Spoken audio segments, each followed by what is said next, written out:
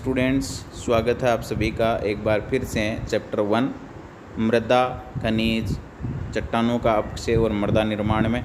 और आज की क्लास में ये जानेंगे कि मृदा निर्माण कैसे होता है, सॉइल फॉर्मेशन कैसे होता है और मृदा निर्माण की विभिन्न कौन कौन सी प्रक्रियाएं हैं उसके बारे में भी जानेंगे। मृदा उत्पत्ति मृदा पिंड का उद्भव है।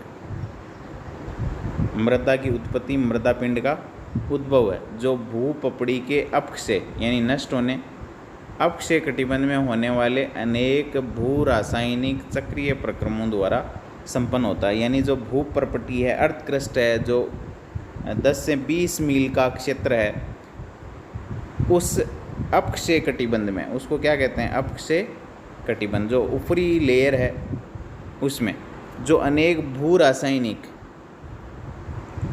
चक्रीय प्रक्रम होते हैं, उसके माध्यम से मृदा जो है वो निर्मित होती है। चट्टानों का भौतिक, रासायनिक तथा जैविक शक्तियों द्वारा मृदा रूप में बदलना ही मृदा उत्पत्ति कहलाता है। सॉइल जेनेसिस के नाम से जाना जाता है। क्लियर?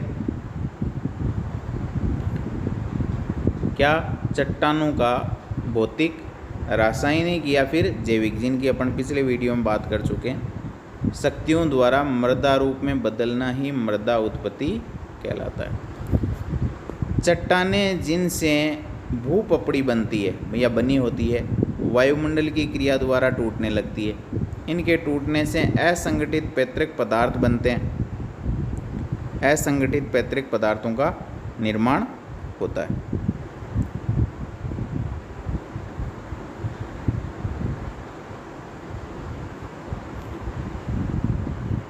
इन मूल पदार्थों को रिगोलिथ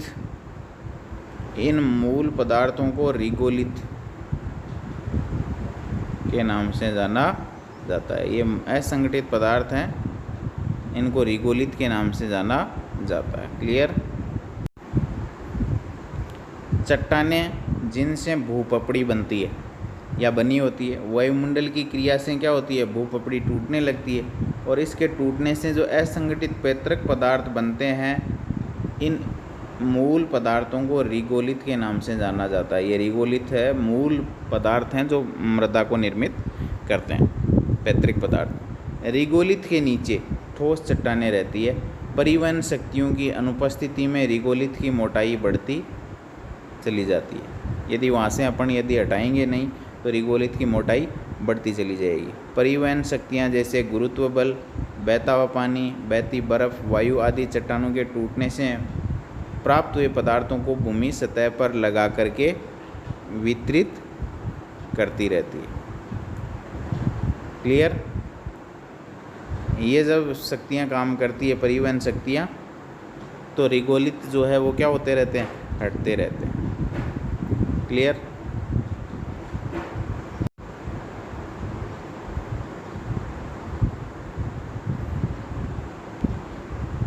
इस प्रकार परिवहन शक्तियों के द्वारा धीरे धीरे मृदा निर्माण की प्रक्रिया चलती रहती है। मृदा उत्पत्ति प्राय 2 प्रकार के प्रक्रमों द्वारा होती है। एक है अपक्षय या वेदरिंग यानी चट्टानों के नष्ट होने से, और दूसरा है प्रोफाइल का विकास, प्रोफाइल डेवलपमेंट। इस प्रकार मृदा निर्माण में 2 प्रावस्थाएं होती है।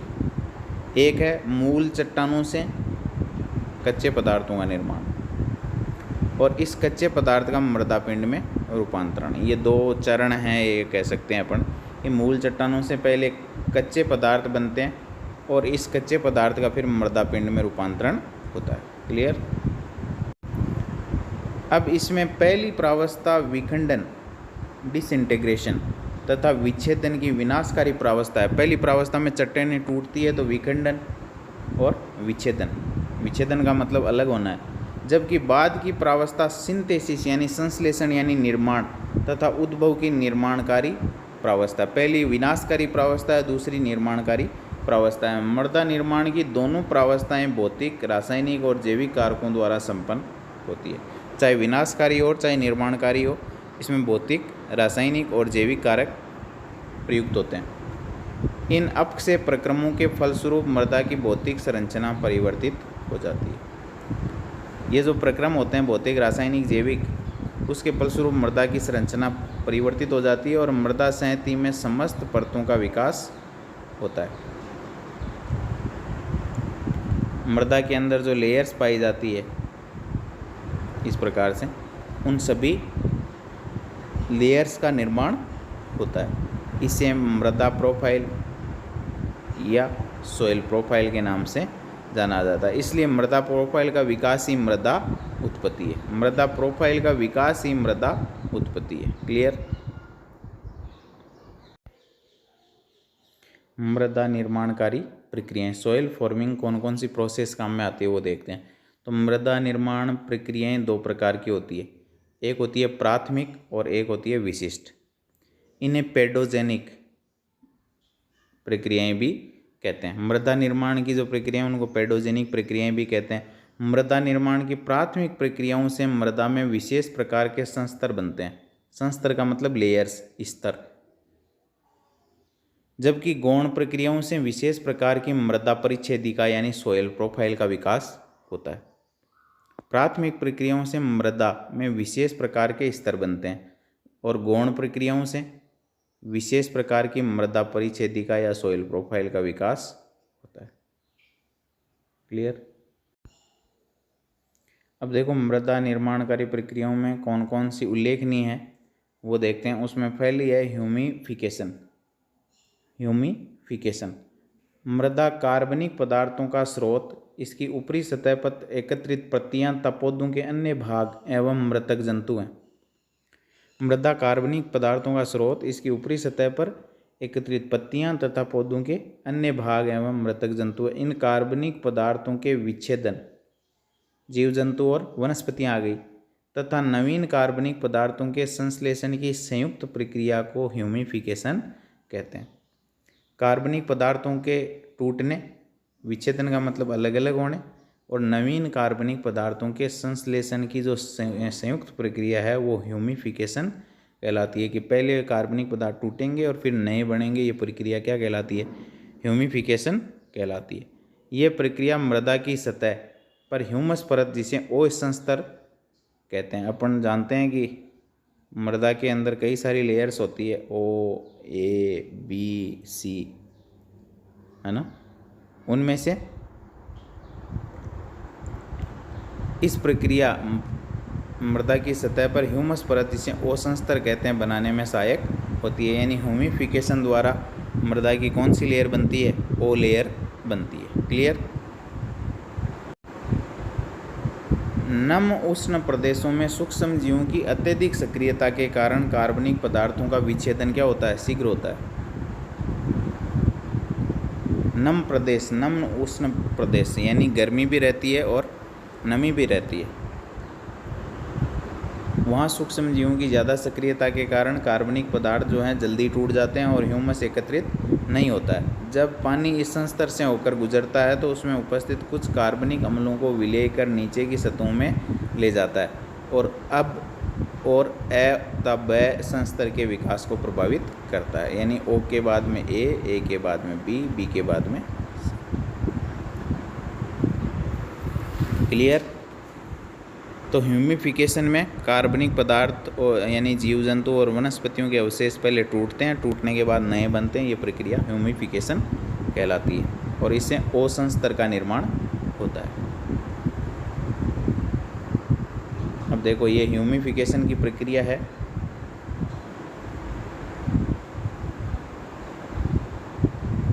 ह्यूमिफिकेशन की प्रक्रिया जिसमें ये जो आपको दिखाई दे रहा है ये वनस्पतियां और जंतुओं के अवशेष हैं, टूट करके क्या बनाते हैं? नए पदार्थों का निर्माण कर लेते हैं। क्लियर? अब देखो नेक्स्ट है निक्सालन या एल्यूविएशन। उसमें क्या होता है? ऊपरी सतहों के अवयवों का अंतःस्राव द्वारा निचली सतहों में आने की प्रक्रिया को निक्सालन कहते हैं। कि यहाँ ऊपरी लेयर के अंदर कोई पदार्थ है, वो क्या होता है? निचली सतहों में चला जाता है यहाँ से, इस तरीके से। तो ये प्रक्रिया क्या कहलाती है? निक्सालन के नाम से जानी जाती है। क्या कहलाती है? निक्सालन। निक्सालन का अर्थ है धुलाई होने से। ऊपरी सतहों का निक्साली संस्तर भी कहा जाता है। ऊपरी सतहों को निक्साली संस्तर कहा जाता है। आर्द्र जलवायु वाले स्थानों में सिलिका निक्सालित होकर निम्न संस्तरों में जहाँ नमी रहती है वहाँ सिलिका जो है निक्षालित होकर निम्न संस्तरों में निक्षालित चली जाती है। क्ले ए संस्तर से बी संस्तर में एकत्रित होती है।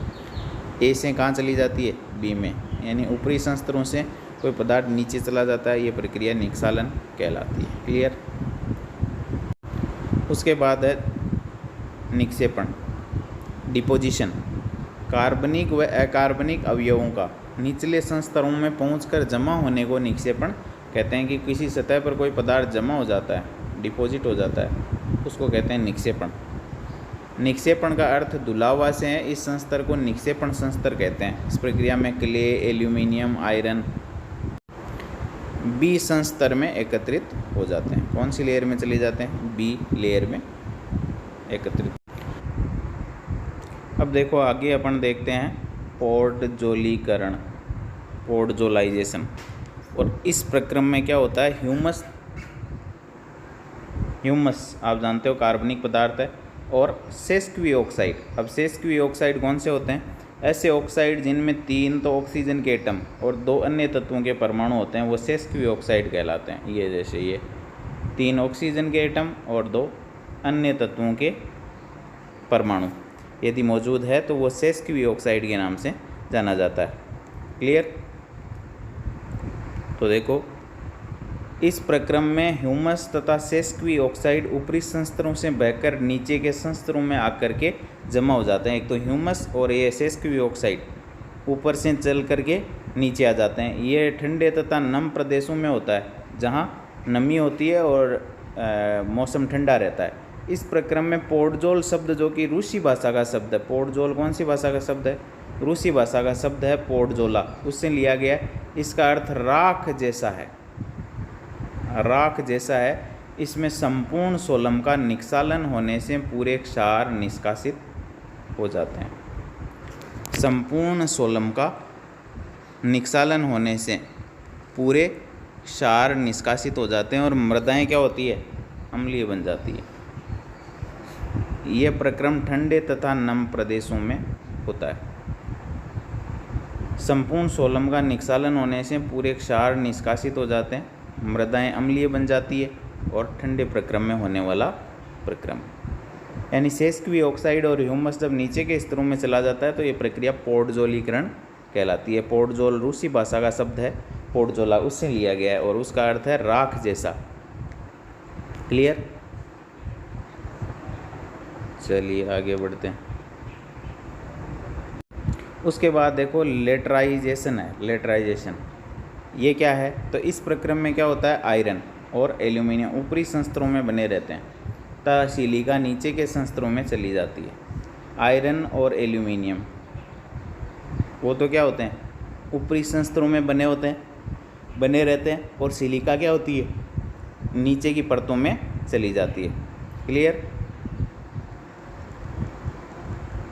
अब इससे बनने वाली मृदाएं अम्लीय होती है।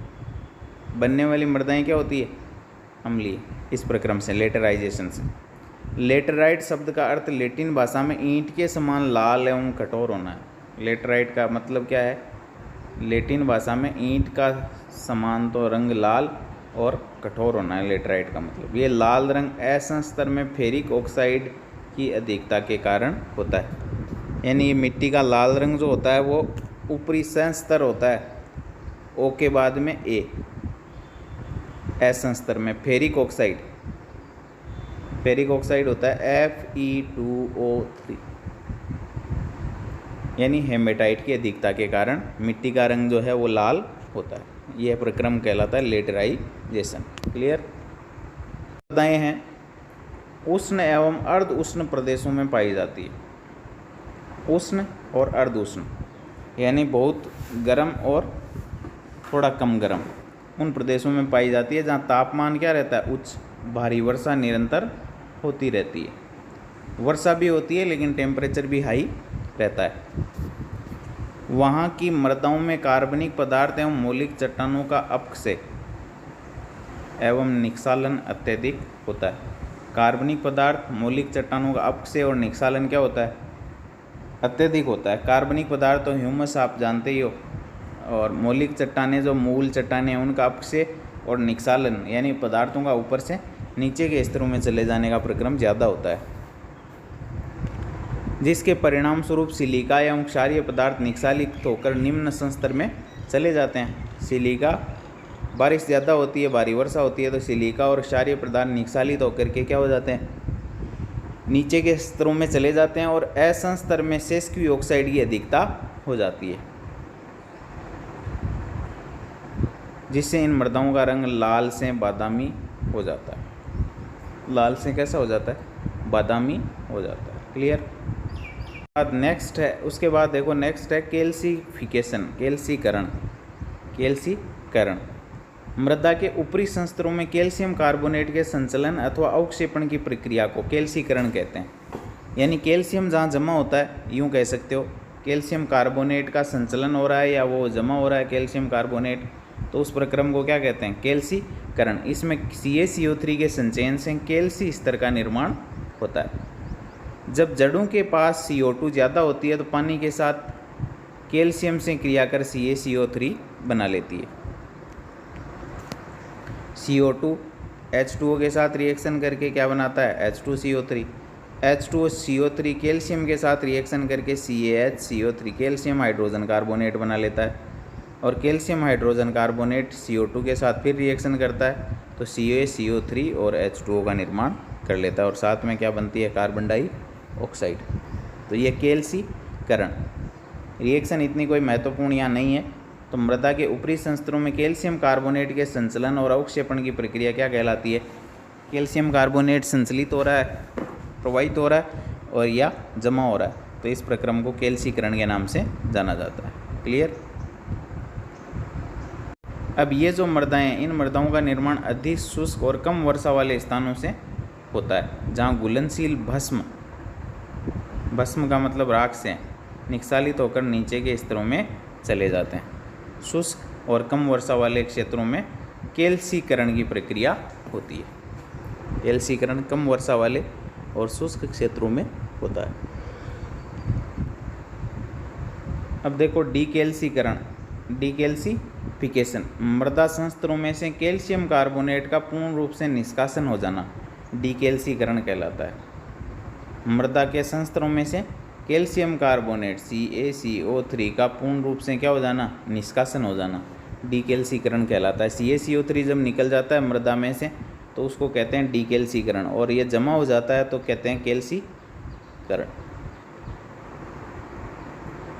आर्द्र क्षेत्रों में देखने को मिलता है। कैल्सीकरण कहाँ होता है, शुष्क क्षेत्रों में जहाँ कम वर्षा होती है वहाँ देखने को मिलता है, और ये डीकैल्सीकरण आर्द्र क्षेत्रों में देखने को मिलता है। कैल्शियम कार्बोनेट H2O और CO2 के साथ मिलकर के घुलनशील क्या बना लेता है, कैल्शियम बाइकार्बोनेट का निर्माण कर लेता है। किसकी उपस्थिति में, जल की उपस्थिति में। तो ये घुलनशील पदार्थ निर्मित कर लेता है। ये प्रक्रिया कहलाती है कैल्शियम कार्बोनेट का निष्कासन, डीकैल्सीकरण। क्लियर। देखो नेक्स्ट है अपने लवणीकरण या सेलिनाइजेशन। इस प्रक्रम में मृदा के ऊपरी संस्तर अथवा पृष्ठ संस्तर में घुलनशील लवण विशेष रूप से सोडियम के क्लोराइड एवं सल्फेट एकत्रित हो जाते हैं। जब लवण एकत्रित हो जाते हैं तो वो प्रक्रिया कहलाती है लवणीकरण। मृदा के ऊपरी संस्तर और नीचे के संस्तर में घुलनशील लवण विशेष रूप से सोडियम क्लोराइड यानी NaCl और सोडियम सल्फेट जैसे विभिन्न प्रकार के सल्फेट, सल्फेट होता है SO4-2, एकत्रित हो जाते हैं। ये लवण सफ़ेद परत के रूप में मृदा के ऊपर रहते हैं। ये मृदा में जल स्तर का ऊंचा होना, जल निकास का उपयुक्त न होना, सिंचाई जल में घुलनशील लवणों की अधिकता के कारण होता है। इसी कारण लवणीय मृदा बनती है। तो ऊपरी और नीचे के पृष्ठों में जब विभिन्न प्रकार के साल्ट एकत्रित हो जाते हैं तो लवणीकरण कहा जाता है उस प्रक्रम को।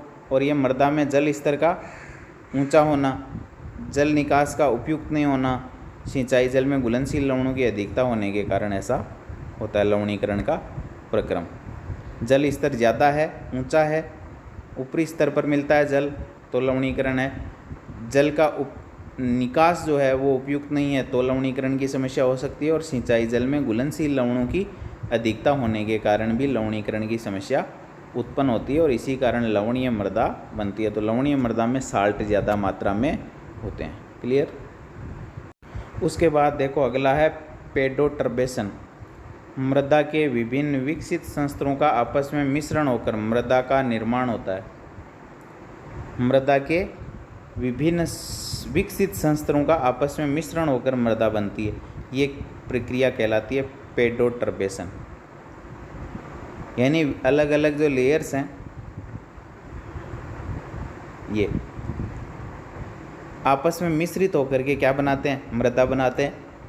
ये क्रिया ही क्या कहलाती है, पेडोटर्बेशन कहलाती है। सभी मृदाओं में विभिन्न संस्तरों का सम्मिश्रण होता है, यानी अलग अलग स्तर मिले हुए होते हैं। ये क्रिया जंतुओं द्वारा, जैसे दीमक, केंचुए, चींटी, गाद बनाने वाले जंतु, वनस्पतियाँ, क्ले के संकुचन और फूलने के कारण मिश्रण होता है। अब अलग अलग संस्तर आपस में मिलते कैसे हैं, दीमक मिला सकती है आपस में, अलग अलग जो लेयर्स हैं इनमें दीमक घुस जाती है तो ये आपस में इन संस्तरों को क्या कर देती है, मिला देती है। केंचुआ भी ऐसा कर सकता है, चींटी ऐसा कर सकती है, गाद ऐसी कर सकती है, गाद बनाने वाले जंतु, वनस्पतियाँ ऐसा कर सकती है, क्ले के संकुचन और फूलने के कारण भी ऐसा हो सकता है। तो मृदा के अलग अलग जो परतें हैं वो आपस में मिश्रित होकर मृदा निर्मित करती है, ये प्रक्रिया कहलाती है पेडोटर्बेशन। क्लियर। तो ये थे अपने मृदा निर्माण के विभिन्न चरण। क्लियर। मिलते हैं एक नए वीडियो में। वीडियो को लाइक, शेयर और सब्सक्राइब करना मत भूलिएगा, जिससे आपको वीडियो अपलोड होते ही नोटिफिकेशन मिल सके। धन्यवाद।